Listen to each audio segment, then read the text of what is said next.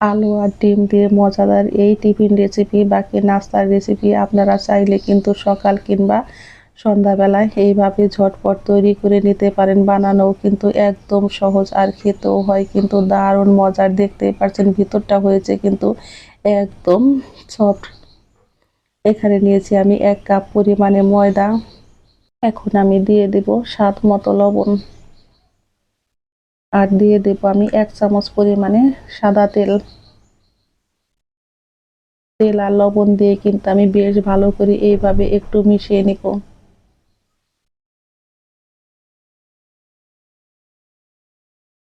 এখন আমি এর মধ্যে দিয়ে দিব জল। এখানে কিন্তু আমি গরম জল ব্যবহার করিনি বন্ধুরা, নরমাল যে আমাদের খাবার জল হয় সেই জলটাই। জলটা কিন্তু আমি একবারে দিব না, আস্তে আস্তে আমি জলটা দিব। এভাবে আমি ময়দাটা কিন্তু আস্তে আস্তে মাখবো আর জলটা দিব। 1 কাপ ময়দার জন্য আমার কিন্তু হাফ কাপের চেয়েও কম জল লেগেছে। আর এইভাবে করে কিন্তু আমি খুব সুন্দর করে ময়দাটা মেখে নিব। ময়দাটা কিন্তু মাখা আমার রেডি হয়ে গেছে। এখন আমি রেস্টে রেখে দিব ঢাকনা দিয়ে ঢেকে।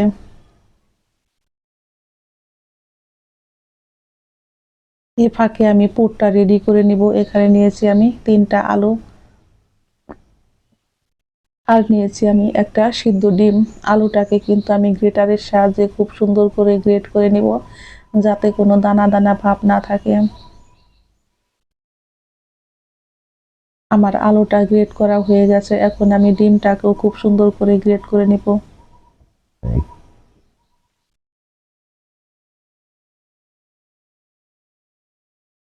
এই টিফিন রেসিপি বাকি নাস্তার রেসিপি এতটাই পরিমাণে বন্ধুরা মজার হয়, একটা খেলে কিন্তু মন ভরবে না। বানানোর সঙ্গে সঙ্গে কিন্তু প্লেট ফাঁকা হয়ে যায়, এতটাই পরিমাণে মজার হয়। আমি ডিমটাকেও খুব সুন্দর করে গ্রেট করে নিয়েছি। এখন আলুর মধ্যে আমি দিয়ে দিব কুচি করে রাখা ধনিয়া পাতা, কাঁচা পাকা কাঁচামরিচ আর দিয়ে দিব আমি মিডিয়াম সাইজের একটা পেঁয়াজ কুচি। এখন আমি এর মধ্যে দিয়ে দিব স্বাদ মতো লবণ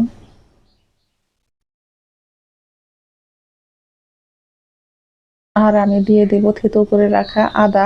আদাটা অবশ্যই দিবেন, তাহলে দেখবেন এর সেন্টটাই আসে অন্যরকম আর খেতেও হয় কিন্তু দুর্দান্ত মজার। এখন আমি দিয়ে দিব জিরা আর গরম মশলার গুঁড়ো। আমি দিয়ে দিব কস্তুরি মেথি পাউডার। আপনাদের হাতের কাছে যদি কস্তুরি মেথি পাউডার না থাকে তাহলে না দিলেও হবে। এখন আমি এর মধ্যে দিয়ে দিব চাট মশলা আর দিয়ে দিব স্বাদে ম্যাজিক ম্যাজিক মশলা। এখন সমস্ত উপকরণ দিয়ে এগুলোকে কিন্তু আমি বেশ ভালো করে আলতোভাবে মেখে নেব। এখন আমি এর মধ্যে দিয়ে দিব গ্রেট করে রাখা ডিম। ডিমটা দিয়েও কিন্তু আমি এইভাবে আলতোভাবে মেখে নেব। আর এইভাবে মেখে কিন্তু আমি পুরটা রেডি করে নিয়েছি। এখন কিন্তু আমি অল্প করে করে এইভাবে গোল গোল করে কিন্তু আমি পুরটা রেডি করে নেব।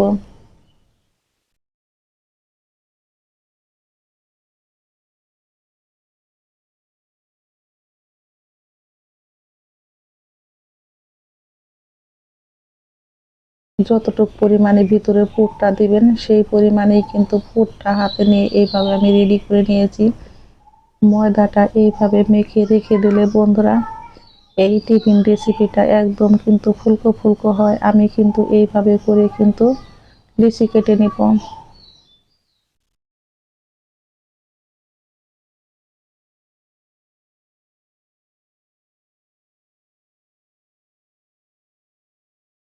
হ্যালো বন্ধুরা, আসলতা কুকিং রেসিপির পক্ষ থেকে সকলকে জানাই স্বাগত। এই পর্যায়ে আমার টিফিন বাকি নাস্তার রেসিপি একটুও যদি ভালো লেগে থাকে অবশ্যই একটা লাইক করবেন, কমেন্ট করবেন এবং যারা আমার নতুন বন্ধু আছেন তারা আমাকে একটা সাবস্ক্রাইব করতে ভুলবেন না। আমার নতুন এবং পুরাতন সকল বন্ধুদের জানাই আমি অসংখ্য ধন্যবাদ। আমার কিন্তু এখানে 5টা লিচি কাটা হয়ে গেছে। এখন আমি কিন্তু অল্প করে তেল মেখে পিঁড়িতে এইভাবে করে কিন্তু আমি একটা রুটির মতো তৈরি করে নিয়েছি। খুব বেশি মোটাও না আবার খুব বেশি পাতলাও না। এখন পুরটা দিয়ে কিন্তু আমি মুখটা আটকে দেব। আমরা শাড়িতে যেভাবে কুচি দেই সেইভাবে কিন্তু কুচির মতো করে আমি এইভাবে মুখটা আটকে নিয়েছি।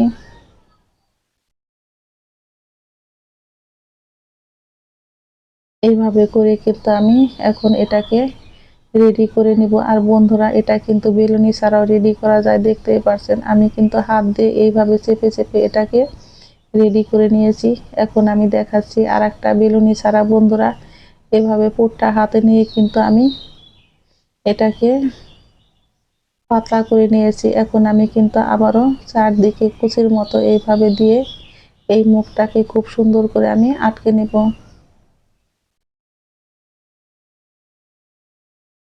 আর এইভাবে পুর দিয়ে খুব ভালো করে আটকে নিলে কিন্তু পুরটা বের হয় না, ভাজার সময়ও কিন্তু তেলটা নষ্ট হয় না। এখন আমি বেলুনি দিয়ে এইভাবে কিন্তু হালকা করে একটু বেলে নিব। নাস্তাগুলো কিন্তু আমি সবগুলোই রেডি করে নিয়েছি। আর এইভাবে একসঙ্গে নাস্তাগুলো রেডি করে নিলে বন্ধুরা, নাস্তাটা কিন্তু ভাজতে বেশি সময় লাগে না। চলে যাব চুলায়। আমি ফ্রাই প্যানে কিন্তু খুবই অল্প পরিমাণে দিয়েছি সাদা তেল। তেলটা আমি একটু গরম করে নিয়েছি। এখন এর মধ্যে নাস্তাগুলো দিয়ে কিন্তু আমি একদম মিডিয়াম টু লো আছে এইভাবে ভেজে নিব। চুলার আঁচটাকে কিন্তু আমি মিডিয়াম টু লোতে রেখেছি, কারণ হাই হিটে দিলে কিন্তু এগুলো পুড়ে যাবে আর ফুলকো ফুলকো কিন্তু হবে না। সেই জন্য চুলার আঁচটাকে কিন্তু একদম কমিয়ে দিয়ে আমি এইভাবে একটু আস্তে আস্তে করে এগুলোকে ভেজে নিব। আমার এক পিঠ হালকা করে ভাজা হয়ে গেছে, এখন আমি উল্টে দিব। এইভাবে উল্টে পাল্টে কিন্তু আমি এই নাস্তাটি রেডি করে নিব।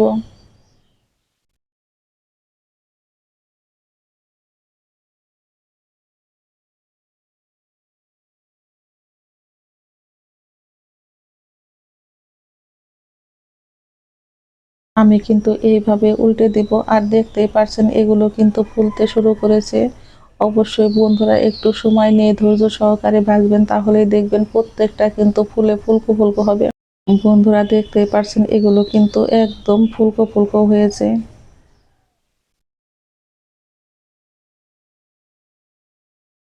আমার এগুলো কিন্তু গোল্ডেন কালার হয়ে গেছে।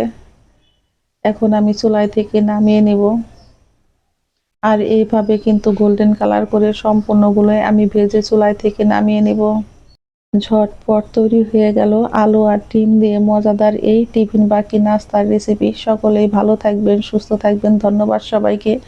আমি একটা ভেঙে দেখাচ্ছি। বন্ধুরা দেখুন, যেমন ফুলকো ফুলকো হয়েছে তেমনই খেতে হয়েছে সেই সাথে